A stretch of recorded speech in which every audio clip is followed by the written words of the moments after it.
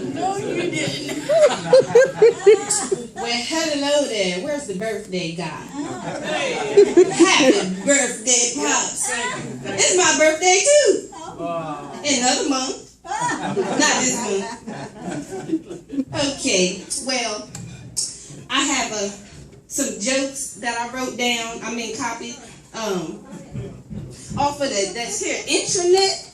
You know, I need a chair. I'm too old to be sitting here. Honey, can you bring that chair over here for me? I'm going to stay right on. Oh,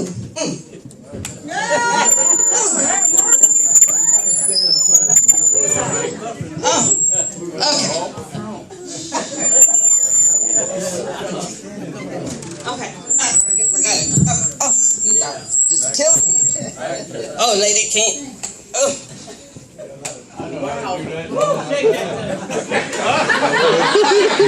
It's all right. It's all right, honey.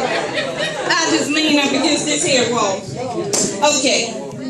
So, my grandson bought me this here thing. Samsung. Yeah, Samsung. This is a Samsung Note. I don't know what I need to note on here, but anyway. I got some jokes. Oh, gotta find them. Oh, Lord. They say you can just touch the thing and it come up, but I touch it and everything, but I won't come up. I don't get it. Okay.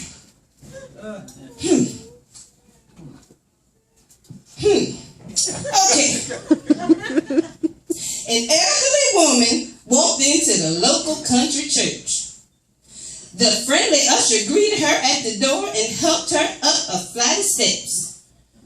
Where would you like to sit? He asked politely. The front row, please, she answered. You really don't want to do that, the usher said. The pastor is really boring. The woman replied and said, do you know who I am? He said, no, ma'am. I'm the pastor, the mother, she replied indignantly.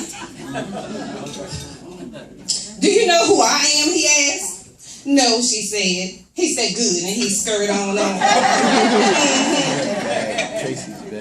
You got to be careful who you say what you say to. Okay. Hold on, my eyes got to focus. Okay. A middle-aged woman has a heart attack and is taken to the hospital. While on the operating table, she has a near-death experience.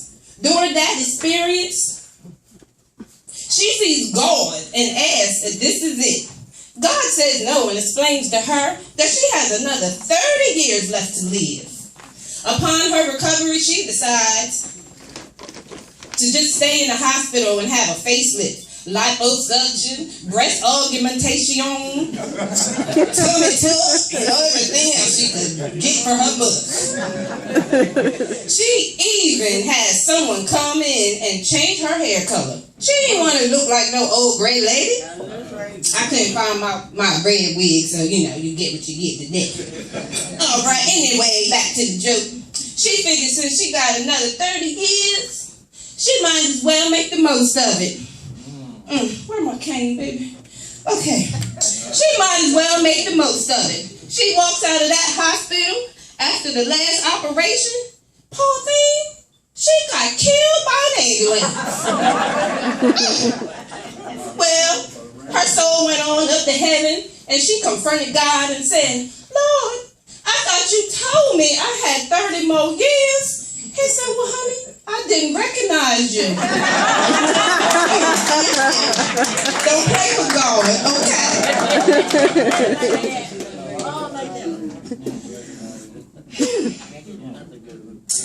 You know, my pastor, God rest his soul.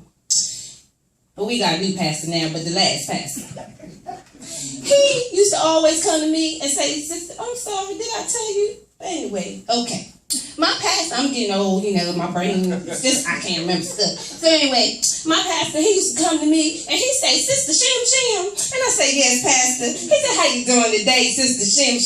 I tell him, I'm fine, Pastor. And then I go politely in my purse and hand him a mint, because that halitosis is something.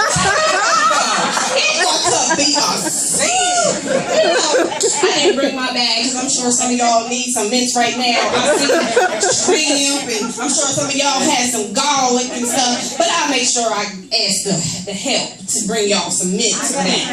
Okay. See, this sister right here got it covered. Yes, ma'am. So anyway, my pastor, he told us, I'm going to do a sermon on lying next week. He said, I want y'all to read Mark 17. And we're going to discuss it next week in Bible study. And I'm going to preach on it. Well, anyway, for some reason, Pastor then made it to Bible study. I don't know if it had something to do with that little young girl that keep winking at him from the front row with that little dress on. But that's not my business, okay? So, we got to church, and Pastor said, okay, everybody that read Mark 17, raise your hand. Everybody, well, but me, of course, because I know better. They all raised their hands. Pastor said, now, y'all know y'all lying because Mark only goes to chapter 16. Okay. Thank you. All right. Yes. And then he began his sermon on lying. Yes. Hallelujah. Those heathens needed to know. Okay. But that's none of my business. Moving right on along. My little grandson, you know how little children, they just say the darndest things. You know, I was in the store one day, my little grandson looked at this lady. He said, Mom, that lady got a big old booty like you. Oh, now the lady was embarrassed. I like my booty. I still got it going on, and I'm 77. Yes, I am. Thank you, Jesus. Anyway, my grandson, we was in church, and he went up to the pastor, not the old pastor, the new pastor, and I don't remember his name either. I'm so sorry. But he said, Pastor said, yes, son. He said, Pastor, when I grow up, I'm going to make a lot of money, and I'm going to give you some. And he said, oh, well, thank you, young man, but why did you say that? And he said, because my granddaddy always talk about how poor of a pastor you are. He said, you the poorest pastor we ever had. I was so embarrassed. You know, but that's none of my business. This one is entitled, okay, I'm going to have to pick this up. It's a little long. How do I get into heaven? A teacher asked the children in her Sunday school class, if I sold my house and my car and had a big garage and gave all my money to the church, all right. Would I get into heaven? No, the children replied. If I cleaned the church every day, mowed the yard, how old is this woman? Mowed the yard and kept everything neat and tidy, would I get into heaven? Again, the answer was no. Well, she continued, then how can I get into heaven? In the back of the room, my little grandson, this is a true story. This is my story. Oh, I'm sorry. This is not their joke. This is my joke. Anyway, my little grandson, you know what he did? He raised his hand and said, you got to be dead to get into heaven.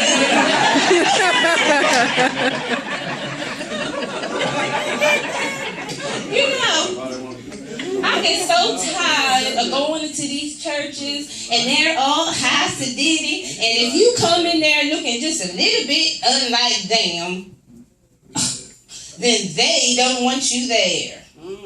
Well, my nephew, he just came from jail. He's getting himself together. The boy didn't have no church clothes. But I told him, honey, the Lord said, come as you are. So he did that. Them old uppity deacons looked at him and met him at the door and said, oh, no, son, do you need some help? Is there something we can do for you? And he said, well, the Lord told me, and my nephew, Lord have mercy. Whew. He is my nephew. He said, and my auntie told me to come visit your church. And they said, well, son, you need to pray on that and come on and see what the Lord tells you, because I don't think he told you to come to this here church. So we're going to pray for you and you go on home. Well, a couple weeks later, my nephew came on back to my church and he saw that their same deacon. And he told him, hi, deacon, how you doing? Deacon said, hello, son, did you pray? And what did the Lord tell you? He said, well, I talked to the Lord, and the Lord said, what do you think? And I said, Lord, I don't think they want me at that church. I don't think I'm welcome. And the Lord said, son, don't worry about it. Cause they ain't let me in neither.